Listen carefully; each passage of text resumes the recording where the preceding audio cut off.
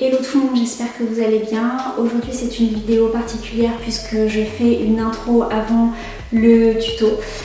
C'est pour vous parler du challenge que j'ai proposé à Vincent.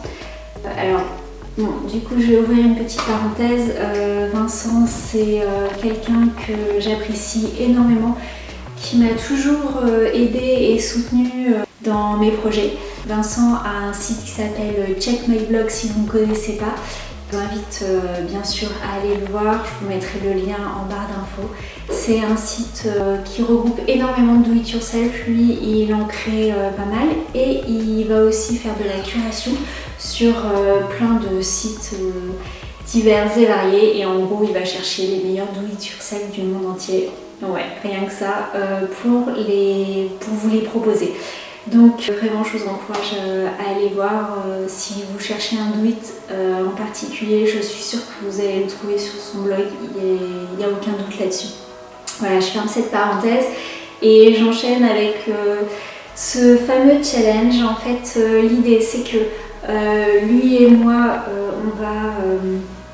on va avoir les mêmes matériaux pour créer un do-it-yourself. Alors pour ce premier challenge, c'est moi qui ai choisi les matériaux et d'ailleurs j'en profite pour ouvrir une deuxième parenthèse et je remercie énormément la petite épicerie qui a bien voulu être notre partenaire pour ce challenge et nous faire confiance puisqu'elle nous a envoyé les matériaux dont on avait besoin.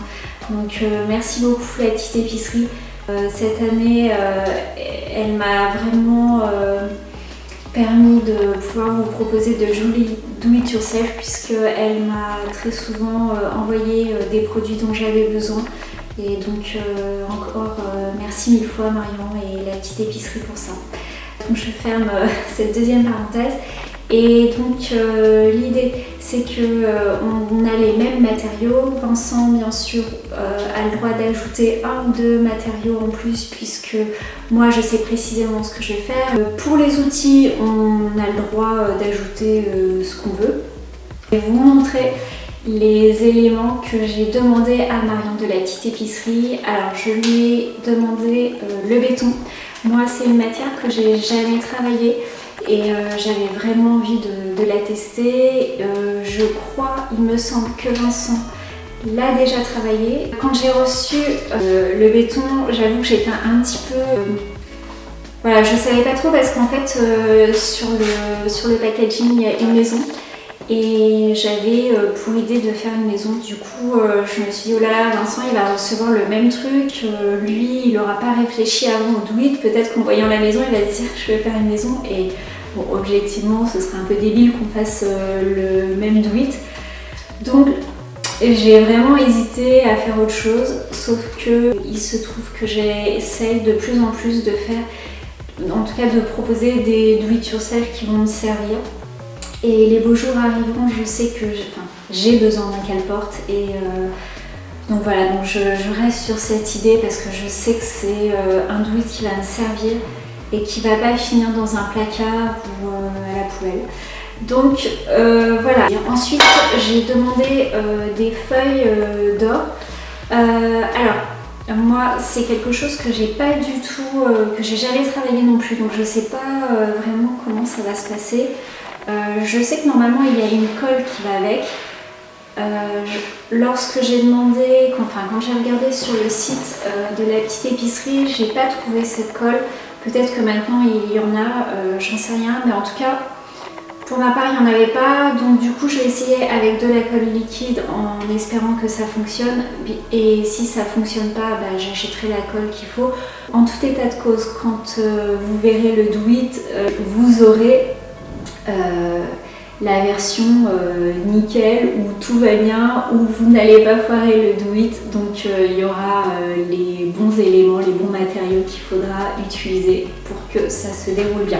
On a eu ce petit pinceau, ça c'est Marion qui me l'a rajouté et j'imagine que c'est soit pour mettre la colle, soit sinon je pense pour tapoter la feuille d'or pour qu'elle se pose à l'endroit où je veux. Voilà, parce que je vois sur le modèle il faut un pinceau, donc j'imagine que c'est pour ça qu'elle me l'a ajouté dans la commande.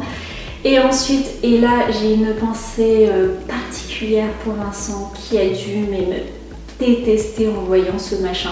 Moi au départ j'en avais repéré un qui faisait 30 cm et pour tout vous dire en fait c'est un outil, il est censé m'aider à touiller parce que pour le béton il faut mélanger. Et donc voilà, c'est pour ça que j'avais demandé à Marion le bâton. Mais elle m'a dit qu'elle n'en avait plus et qu'elle n'avait que du 60 cm, auquel cas j'ai répondu ok. Voilà, mais donc Vincent, je suis désolée, t'as vraiment dû me détester. Alors je sais pas si vous voyez, mais il y a des petits crochets, donc ça laisse vraiment supposer que c'est pour faire une créa, une suspension. On propose de nous retrouver sur Insta. Je vous mettrai le lien du compte Insta de Check My Blog de Vincent dans la barre d'infos ainsi que le lien si vous n'êtes pas déjà abonné. N'oubliez pas de vous abonner au passage, ça vous fera plaisir. Et puis celui de Vincent aussi, pourquoi pas. Et soyons fous, celui de la petite épicerie, allez. En tous les cas, nous on mettra le challenge je pense sur notre feed, mais on fera les votes sur nos stories. Donc écoutez, j'espère que vous voterez pour mon do it. Mais voilà, je compte sur vous pour voter en toute objectivité et si c'est pas mon do it que vous préférez, c'est pas grave. Je vous laisse maintenant regarder le tuto et j'espère à bientôt.